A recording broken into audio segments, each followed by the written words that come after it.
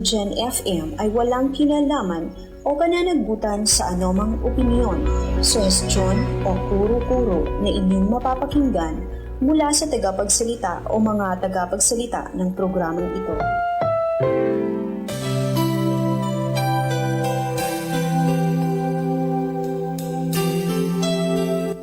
Inihahandog ng United Pentecostal Church Bulan ang programang Si Jesus ang Buhay na Pag-asa.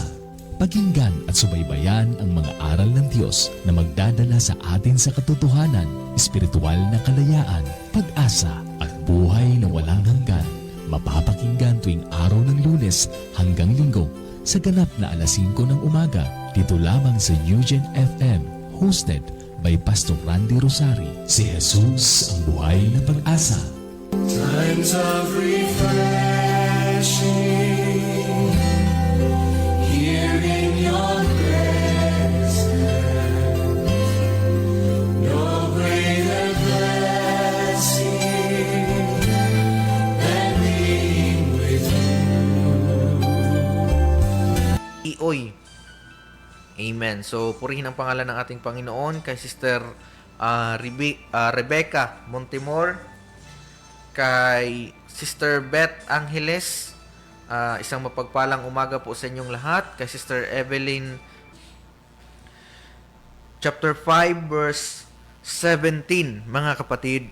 2 Corinthians chapter 5, verse 17. Isang mapagpalang umaga kay Sister Eleanor Yocado, dyan po sa lugar ng Barangay San Juan. So, nakikinig sila ngayon at binabati rin natin ang isang mapagpalang umaga, si Nanay Alice na taga-subaybay ng programang Si Jesus ang Buhay na Pag-asa.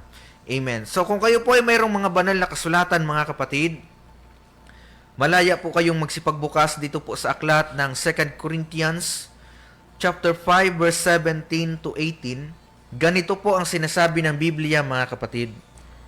Kaya't kung ang sino man ay na kay Kristo, siya'y bagong nilalang. Ang mga dating bagay ay nagsilipas na. Narito, sila'y pawang naging mga bago.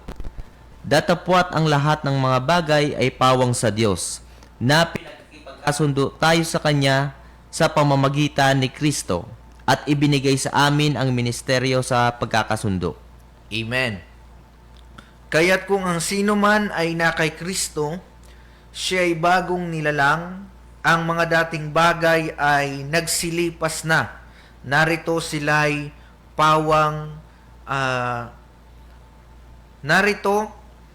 kaya't kung ang sino man ay na kay Kristo, siya ay bagong nilalang, ang mga dating bagay ay nagsilipas na. Narito sila'y pawang naging mga bago.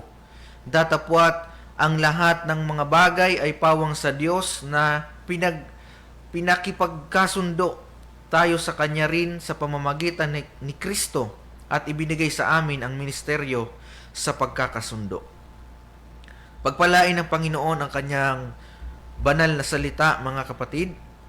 Amen. Sa ating pagpapasimula, mga kapatid, sa buhay nating mga tao, likas sa atin ang maghangad ng pagbabago, mga kapatid. It's either sa sistema ng lipunan or sa kapwa natin, mga kapatid, kapag may hindi tayo nagugustuhan sa pag-uugali. Kaya nga, madalas natin sabihin na sana magbago ka na. Amen. Or kung hindi naman ay pagbabago para sa ating sarili na sa tingin natin ay may maidudulot na mabuti, mga kapatid, para sa atin. Kaya lang, ang pagbabago ng sarili, ito ang isa sa pinakamahirap na gawin ng tao, mga kapatid. Amen. Ang pagbabago sa ating sarili, or baguhin natin yung ating mga sarili, ito po ang pinakamahirap na gawain or pinakamahirap gawin ng isang tao. Kaya nga madalas nating marinig ang salitang, gusto kong bumait, pero di ko magawa. Yan. Gusto kong magbago, pero di ko magawa. Kasi ang pagbabago sa sarili, mga kapatid, ito po ay ang isa sa pinakamahirap na gawin, maaaring gawin ng isang tao. Good morning po kay Brother George Kamayo Tabug. Amen. He is watching right now. Pagpalain po kayo ng atin pong Panginoon. So, tuloy-tuloy tayo mga kapatid. Kagaya nga ng sabi ko kanina, ang pagbabago sa sarili, mahirap itong gawin mga kapatid. Kaya sa usaping pagbabagong buhay, kanya-kanya tayong basihan para makamit ito, mga kapatid. Kumbaga, mayroon tayong individual na pundasyon or basihan bakit tayo magbabagong buhay. Amen? Halimbawa, ang dahilan ng pagbabagong buhay mo ay asawa or asawa mo, mga kapatid, or magulang mo. Amen? Mayroon ngang awit na ang title ay Anak. Ito po ay composed ni at ito po ay inawit ng isang sikat na singer, mga kapatid, na si Freddie Aguilar. Amen. Na kung saan sa mensahe ng lyrics ng kanta, mga kapatid, ito po ay tungkol sa anak na napariwara ang buhay. At ang naging dahilan ng kanyang pagbabago ay ang kanyang magulang, mga kapatid. Noong makita niya itong umiiyak sa kanyang harapan, mga kapatid, doon siya nagpasyang magbagong buhay. Amen. Or minsan naman, ang dahilan ng pagbabagong buhay ng isang tao ay dahil sa kanyang kaibigan. So marami tayong mga dahilan, mga kapatid, para magkaroon ng pagbabagong buhay. Amen. Sasabihin, mula niya nang makilala ko ang kaibigan ko, doon niya nagbago ang buhay ko. So marami tayong dahilan, mga kapatid, para magkaroon ng pagbabagong buhay. Pero ngayong umaga, ang Diyos ay nagpapaalala sa atin na higit sa mga dahilan ng pagbabagong buhay dito sa mundo, mas mainam na ang dahilan ng ating pagbabagong buhay ay ang atin pong Panginoon. Amen? Baguhin natin ang ating sarili, hindi lang sa kalooban ng tao o kung ng sino man, mga kapatid, kundi marapat na baguhin natin ang ating mga sarili alang-alang sa kalooban ng Diyos. Praise God. Bakit po? Dahil kapag ang pagbabagong buhay natin ay nakabase lang sa kapwa natin tao o sa mga bagay dito sa mundo, mga kapatid, kapag yan ay nawala sa atin, may tendency na babalik pa rin tayo sa luma nating pamumuhay. Praise God. Halimbawa nito, mga kapatid, nagbagoan niya ako nung makilala ko ang isang babaeng nagpatibok ng aking puso. Yan. Mulaan niya nang makilala ko siya, hindi na ako umiinom, hindi na ako nagbibisyo, hindi na ako nagsusugal. So, ang pundasyon, ang dahilan ng kanyang pagbabago ay isang tao. Pero how about kapag yung tao yan ay wag naman sana maghiwalay kayo? Amen? Wag naman sana dumating yung punto na maghiwalay kayo, mga kapatid. Ano yung magiging desisyon mo? Amen? Mananatili ka pa ba sa mabuting pagbabagong buhay o babalik ka sa dati mong ginagawa? Amen? Kaya nga sa usaping pagbabagong buhay, mas mainam na yung pundasyon natin o yung dahilan ng pagbabagong buhay natin, mga kapatid, ay ang atin pong Panginoon. Amen? Dahil iwan man tayo ng lahat, alam natin na ang commitment natin sa Diyos na hindi nang iiwan sa atin. Praise God. Kapag ang pagbabagong buhay natin ay Diyos ang dahilan, mawala man ang lahat sa atin, mga kapatid, alam natin na may Diyos na nangako, kailanman hindi niya tayo iiwan at hindi niya tayo pababayaan. Maaaring iwan tayo ng lahat, pero hindi tayo babalik sa lumang bahay, sa lumang buhay, mga kapatid, dahil sa Diyos ang naging dahilan ng ating pagbabago. Amen. Kaya ang gawin nating pundasyon, mga kapatid, ng ating pong pagbabago ay ang ating pong Panginoon. Huwag natin itong isalig sa tao. Pwede nating gawing inspirasyon ang tao para tayo ay magbago, pero huwag nating gawing dahilan bakit tayo nagbago dahil sa isang tao, mga kapatid. Amen? Dahil mayroon nga kasabihan that people come and go. Yan. Totoo yan, mga kapatid. People come and go. Pero yung desisyon mo, hanggang kailan yan mananatili, mga kapatid. Amen? Mayroon nga akong nakausap na Ang sabi niya, mulaan niya nang makilala ko ang aking kasintahan, doon na nagbago ang lahat sa akin. Yung dati kong mga ginagawa, yung mga dati kong ginagawa, inom, bisyo, lahat yung tinalikuran ko, alang-alang sa kanya. Pero nung naghiwalay sila, mga kapatid, bumalik rin sa mga dati niyang ginagawa. Bumalik rin sa bisyo, mga kapatid. Amen. At ito yung danger dyan, mga kapatid.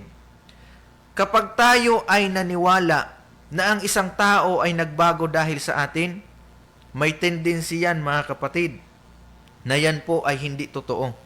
Amen. Halimbawa, sa mga mag-asawa, mga kapatid, sa usaping mag-asawa, noong magkasintahan pa lang, ang bait-bait ng lalaki, Brother Raymar. Amen. Talagang todo effort yung lalaki sa pagsuyo sa babae, lalo na nung nanliligaw pa lang, mga kapatid. Amen. Kung ano-ano yung dinadala sa bahay. Amen. Talagang buong oras, buong atensyon, ibinibigay sa kanyang nililigawan. Pero noong nag-asawa na, nagsama na sa iisang bubong, bumalik rin yung lalaki sa dating ginagawa, mga kapatid. Bakit? Yung kanyang pagbabago, hindi naman dahilan ay ang Diyos. Ang kanyang pagbabago ay ang tao, mga kapatid. Kaya nung nagsawa siya sa tao, bumalik rin siya sa luma niyang buhay. Amen? Kaya yan yung danger. Kapag yung pagbabagong buhay natin ay nakasalig sa tao, may tendency na babalik rin tayo, mga kapatid, sa luma nating ginagawa. Pero kapag ang dahilan ng ating pagbabagong buhay ay ang Diyos, amen, magbago man ang lahat sa paligid, mananatili tayo sa atin pong commitment sa atin pong Panginoon. Praise God. Pagpalain ng Panginoon ang kanyang salita, sa kanya ang lahat ng kapurihan, mga kapatid. May mga ilang tao sa Biblia na mula nang makilala nila ang ating Panginoon, doon nagkaroon ng pagbabago ang kanilang buhay, mga kapatid. Take note, walang kakayanan ang tao na baguhin ang kanyang buhay totally, mga kapatid. Amen? Maaaring yung pagbabagong buhay na ginagawa ng isang tao ay pansamantala lang sa ngayon. Pero kapag na-encounter natin ang Diyos o nasumpungan natin ang Diyos, mga kapatid, dito lamang nagkakaroon ng tunay na pagbabago sa buhay ng isang tao, mga kapatid. Amen. Unang-una, si Apostol Pablo. Basahin natin, mga kapatid, ang Gawa, Kapitulo 9, talatang 3 hanggang 6, mga kapatid. Ganito po ang ating mababasa. At sa kanyang paglalakad na siya'y malapit sa Damasco. At pagdakay nagliwanag sa palibot niya ang isang ilaw mula sa langit.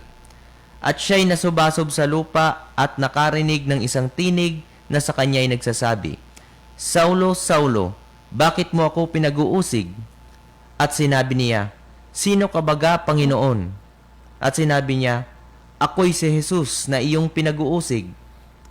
Ngunit magtindig ka at pumasok sa bayan at sasalitain sa iyo ang dapat mong gawin. Amen. At siya'y nasubasob sa lupa at nakarinig ng isang tinig na sa kanya'y nagsasabi, Saulo, Saulo, bakit mo ako pinag-uusig? At sinabi niya, Sino ka baga, Panginoon? At sinabi niya, Ako'y si Jesus na iyong pinag-uusig. Amen. If we study the life of Apostle Paul, mga kapatid, when his name was Saul before he encountered the Lord, masama ang kanyang buhay dati, mga kapatid. Amen. Pinapapatay niya ang mga Kristiyano dahil si Pablo ay masyadong panatiko sa relihiyon.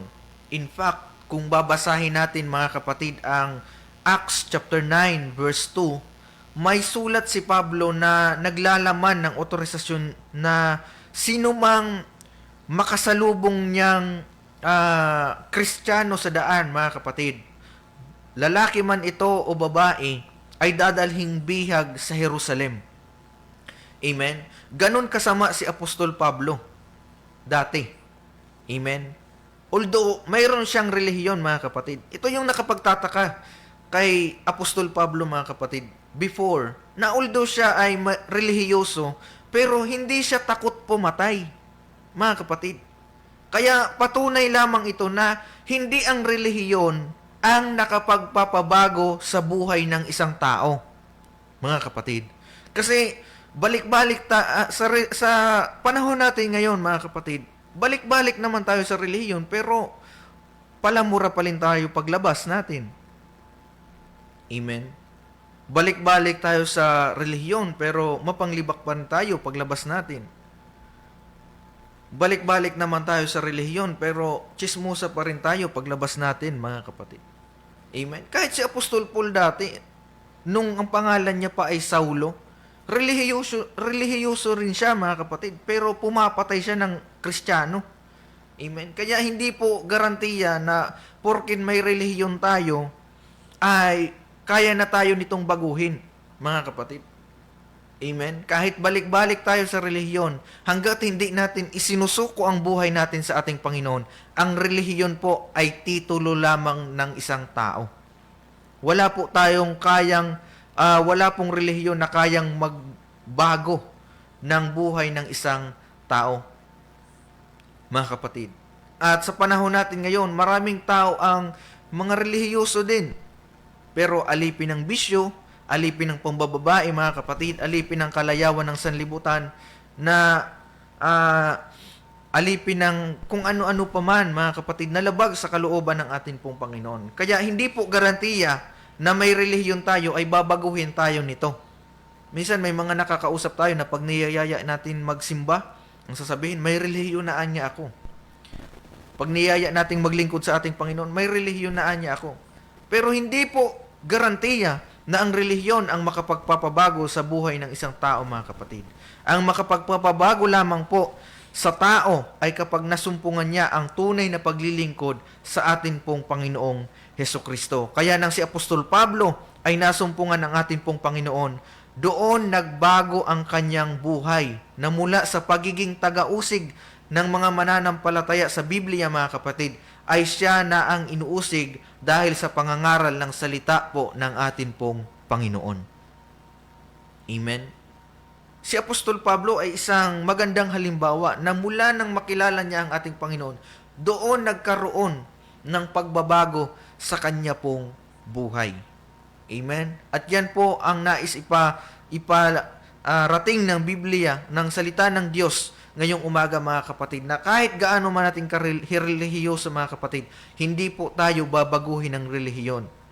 Amen. Ang tunay na makapagpapabago sa tao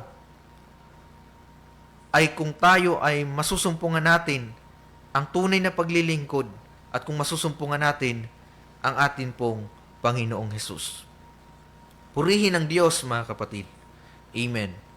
Sunod na Bible character, mga kapatid, na mula nung masumpungan niya ang ating Panginoon ay nabago ang kanyang buhay, ay ang babaeng Samaritana. Amen. Kung babasahin natin ang John chapter 4, mga kapatid, mababasa natin dito ang istorya ni Jesus at ng Samaritan woman, na kung saan ang babaeng Samaritana ay nagtataka kung bakit siya kinakausap ng atin pong Panginoong Hesus. Gayong ipinagbabawal na makipag-usap ang isang Hudyo sa mga Samaritano, mga kapatid.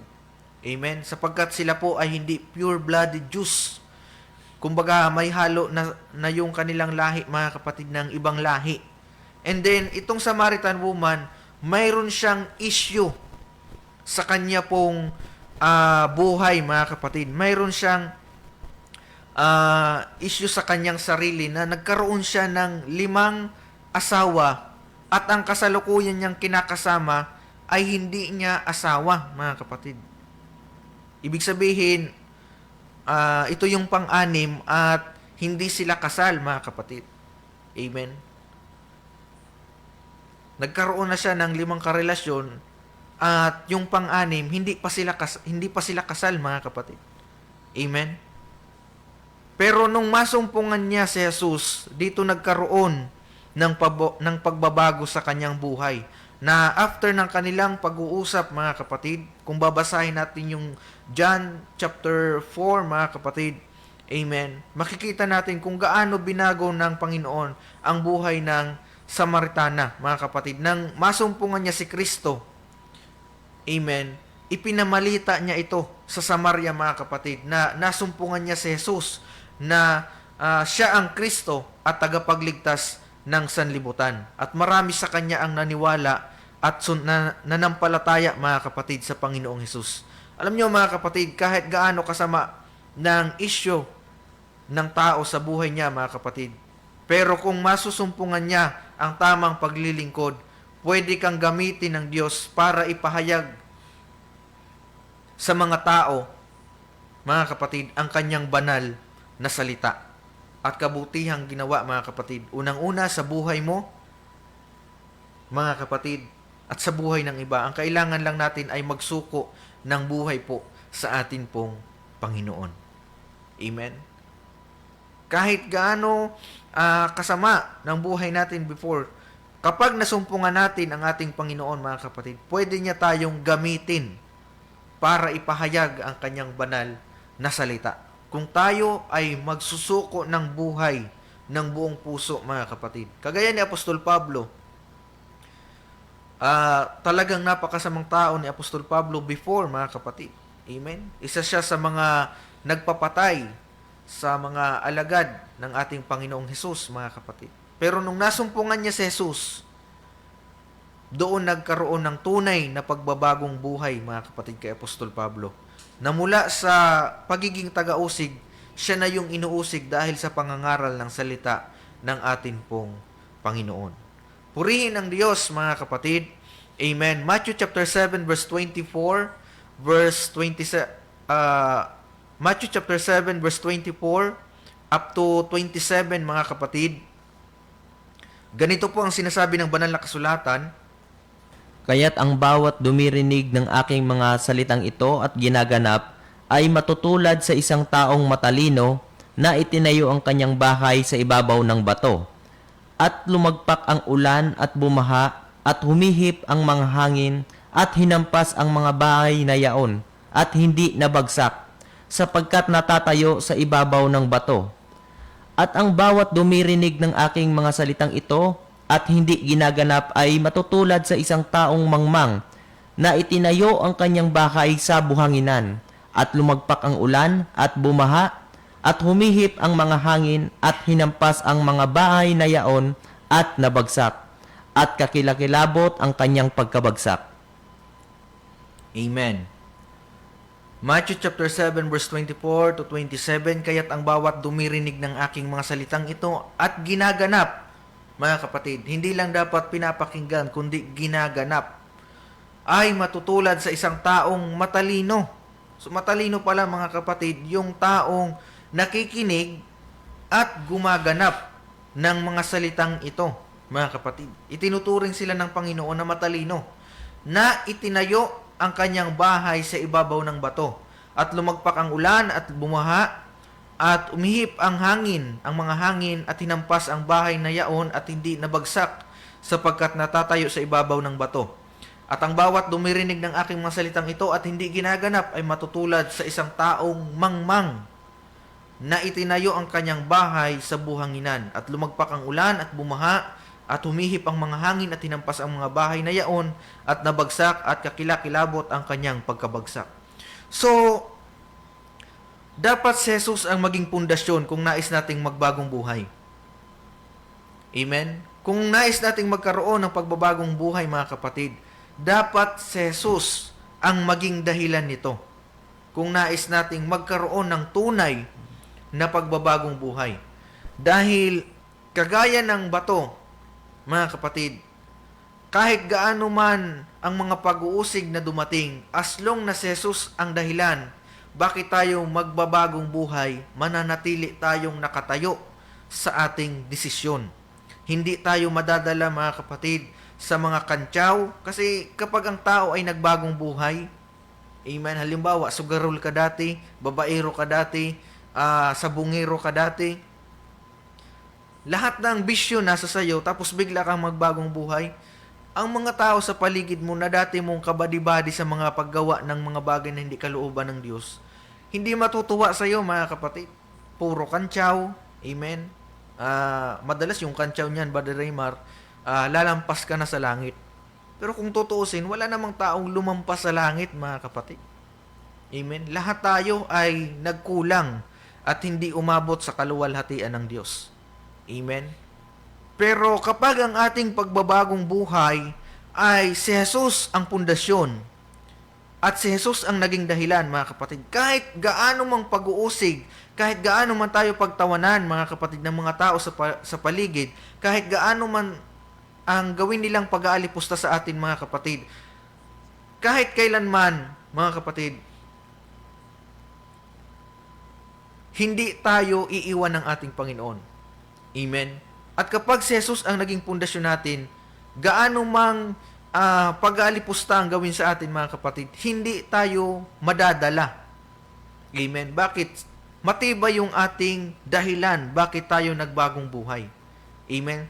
Sa kabila ng mga pagtalikod ng mga tao sa paligid natin, kaya nga may mga nagpapatotoo sa church, mga kapatid, na mula daw ng talikuran nila yung bisyo, iniwan na sila ng mga dati nilang kaibigan, although magkakilala pa rin naman, pero hindi na tulad ng dati yung closeness, mga kapatid. Amen. Kapag si Jesus ang naging pundasyon ng ating pagbabagong buhay, kahit talikuran man tayo ng mga nakapaligid sa atin, as long na ginagawa natin ito alang-alang sa kalooban ng ating Panginoon, ano ang sabi ng Biblia? Matthew 5 verse 10 to 12, mga kapatid, ganito ang sinasabi ng Bible. Mapapalad ang mga pinag-uusig dahil sa katwiran, sapagkat kanila ang kaharian ng langit. Mapapalad kayo pagka kayo'y inaalimura, at kayo'y pinag-uusig, at kayo'y pinagwiwikaan ng sari-saring masama, na pawang kasinungalingan dahil sa akin. Mga galak kayo at mga totoo, sapagkat malaki ang ganti sa inyo sa langit, sapagkat gayon din ang kanilang pagkausig sa mga propeta na nangauna sa inyo. Amen. Mapalad ang mga pinag-uusig dahil sa katwiran. Amen. Pero hindi naman natin sasadyain, mga kapatid, na tayo ay usigin. Nagagawa tayo ng isang bagay na magkukos ng pag-uusig sa atin na para bang sinasadya natin, mga kapatid. Ibang bagay yon. Pero kung inuusig tayo dahil sa pagsunod natin sa kalooban ng Diyos, sabi ng Biblia, mapalad tayo, mga kapatid. Sapagkat sa atin ang kaharian ng langit. Amen? Ibibigay sa atin. Ibig sabihin, tayo yung magmamana ng kaharian ng langit, mga kapatid. Amen? Kaya mapalad tayo kung inuusig tayo sa katwiran. Kaya kung mayroong mga nagpapasyang magbagong buhay at sasabihin, kaya lang natatakot ako, baka kantsawan ako ng mga kaibigan ko, kantsawan ako ng mga kapamilya ko. Amen. Kung tayo man ay pinag-uusig dahil sa katwiran, mapalad tayo. Amen. Dahil sa atin ang kaharian ng langit. Ano pa? Mapalad kayo pagka kayo'y inaalimura. Amen. At kayo'y pinag-uusig. At kayo'y pinagwiwikaan ng sari-saring masama na pawang kasinungalingan. Ito yung realidad, mga kapatid. Kapag ang isang tao ay nagbibisyo at nagpasyang magbagong buhay at sumunod sa atin pong Panginoon, ang tingin ng mga taong walang pagkakilala sa Diyos, mali yung kanyang ginagawa. Amen? Uusigin siya, mga kapatid, sasabihin, bakit ka pa naglipat ng relihiyon? May relihiyon na tayo. Amen. Yun nga yung problema. Kahit may relihiyon tayo, hindi naman tayo binabago ng relihiyon, mga kapatid. Amen. At ang paglilingkod po sa Diyos, hindi po ito relihiyon, mga kapatid. Wala pong tinuturo ang Biblia na ang paglilingkod sa Diyos ay relihiyon. Amen. Ang paglilingkod sa Diyos, ito po ay commitment, mga kapatid. Kaya mapalad tayo kapag tayo ay inaalimura, kapag tayo ay pinag-uusig, at tayo'y pinagwiwikaan ng sari-saring masasama, mga kapatid. Napawang kasinungalingan dahil sa ating Panginoon. Anong sabi ng Biblia? Manggagala kayo at mangagsayang totoo sapagkat malaki ang ganti ninyo sa langit. Amen. So mayroon palang reward sa langit, mga kapatid, kapag tayo ay pinag-uusig.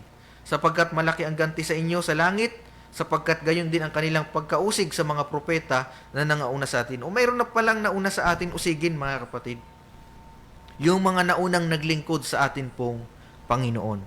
Kaya kahit si Jesus, mga kapatid, nung siya ay nagkatawang tao sa kanyang pangangaral bilang tao, mga kapatid, nakaranas din siya na usigin, batuhin, mga kapatid.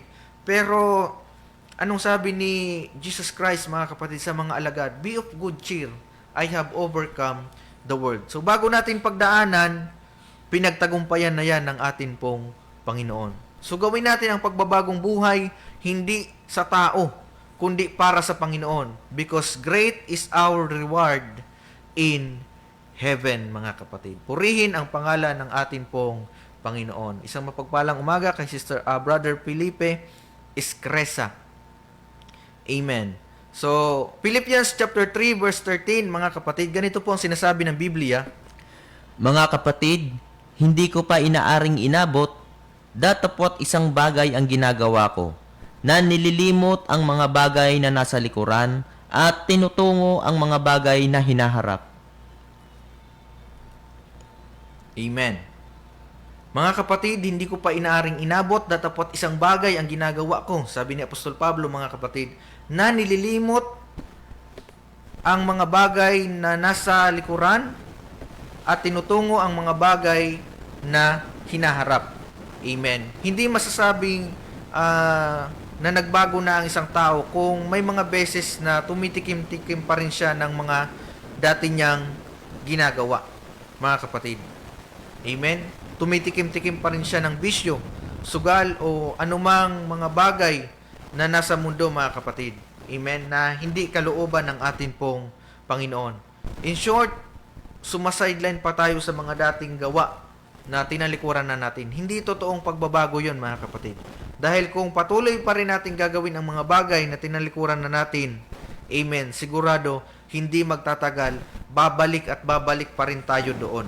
Kaya, ano ang ginagawa ni Apostol Pablo? Kanyang nililimot ang mga bagay na nasa likuran at kanyang tinutungo ang mga bagay sa hinaharap. Ano itong mga bagay sa hinaharap, mga kapatid? Ito po ang mga kalooban ng atin pong Panginoon. Amen. So, last verse na ating babasahin, mga kapatid, dahil tayo po ay magtatapos na. Jump tayo, Brother Raymar, dito po sa James chapter 1 verse 12. Siguro magbabasa tayo ng 2 pang talata, mga kapatid. Amen. James chapter 1 verse 12, ganito po ang sinasabi ng Biblia. Mapalad ang taong nagtitiis ng tukso, sapagkat pagkasubok sa kanya, siya'y tatanggap ng putong ng buhay na ipinangako ng Panginoon sa mga nagsisiibig sa Kanya. Amen. Mapalad ang taong nagtitiis ng tukso. Kaya sa pagbabagong buhay natin sa ating Panginoon, mapalad tayo, mga kapatid, kung nagtitiis tayo ng tukso. Amen. Kasi ang laman natin, hinahanap nito yung mga dati nating ginagawa, mga kapatid. Pero kung tayo ay committed sa pagbabagong buhay, alang-alang na masunod ang katwiran ng ating Panginoon, sabi ng Biblia, mapalad ang taong nagtitiis ng tukso, sapagkat pagkasubok sa kanya, siya'y tatanggap ng putong ng buhay na ipinangako ng Panginoon sa mga nagsisiibig sa kanya.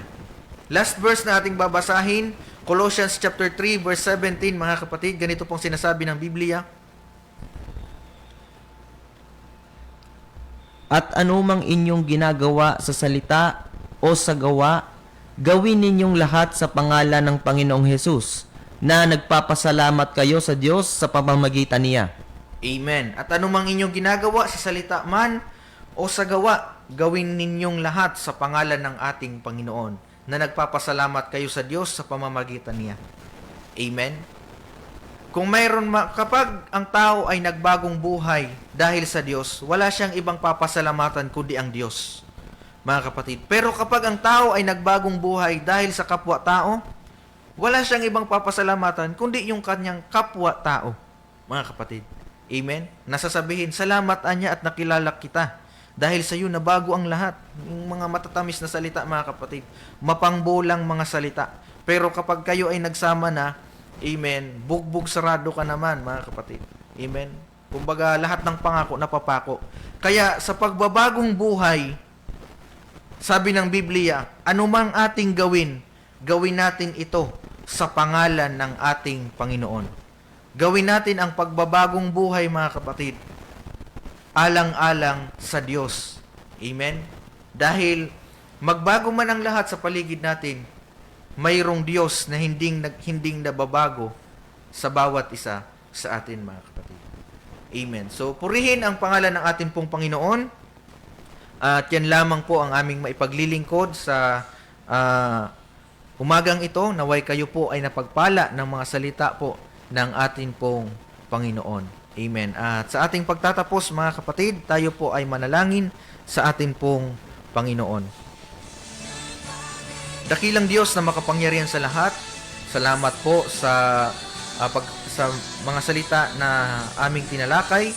Salamat, Panginoon, sa mga paalala mo sa bawat isa sa amin. Salamat sa encouragement. Salamat sa mga saway. Panginoon, naway magsilbi itong paalala sa bawat isa sa amin at tumimo sa puso ng bawat isa sa amin, Panginoon.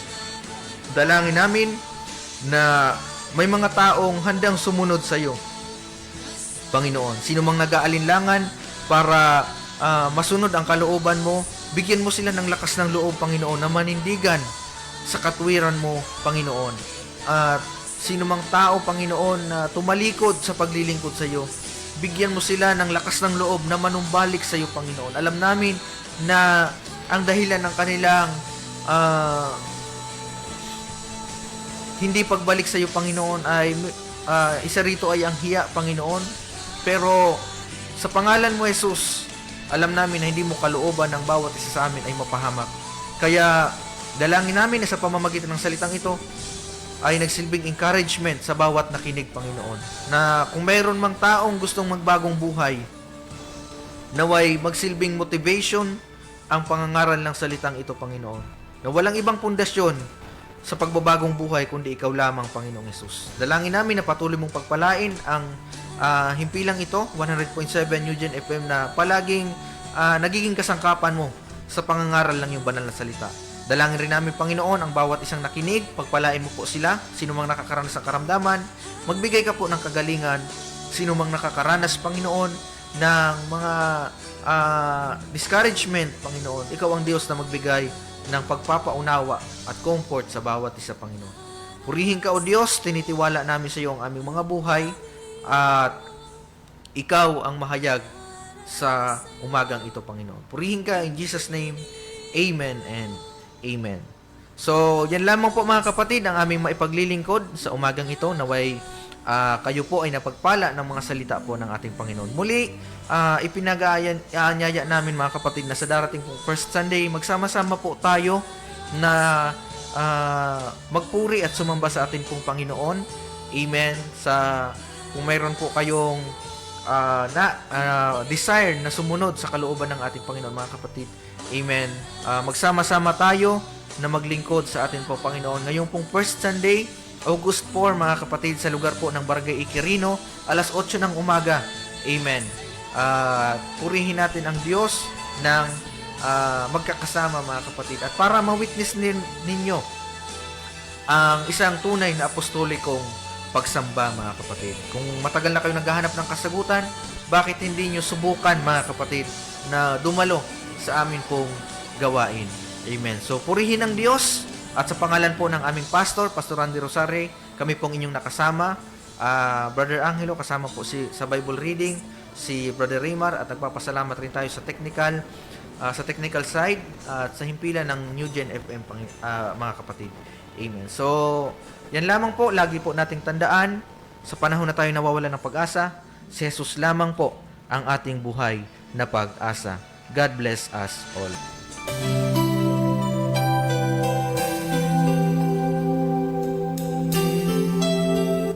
Inihahandog ng United Pentecostal Church Bulan ang programang Si Jesus ang Buhay na Pag-asa